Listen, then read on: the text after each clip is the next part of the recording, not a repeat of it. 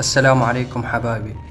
قررت هيئة الإعلام والاتصالات العراقية بإيقاف مسلسل الكاسر الذي يبث على قناة UTV عراقية بعد أن عرض حلقتين من المسلسل على القناة، والذي سبب ضجة في الإعلام.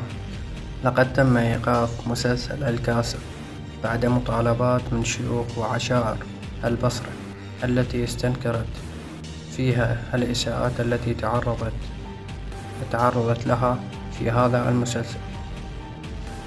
وهذا بيان الشيخ محمود عزيز الشيار أحد شيوخ البصرة. السبب الرئيسي لإيقاف المسلسل هو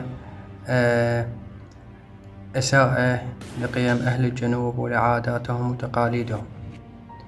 حبايبي، وصلنا إلى نهاية الفيديو. لا عجبكم الفيديو لا تنسونا بالاشتراك واللايك